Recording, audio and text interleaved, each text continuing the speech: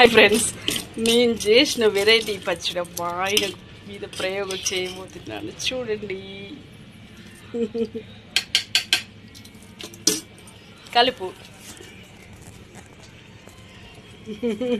అంత భయంకరంగా పేసి పెట్టకు, మంచిగా హ్యాపీగా తిను. సాల్ట్ తక్కువ ఉంటుంది అనుకుంటున్నాను. తిని నాకు చెప్పు.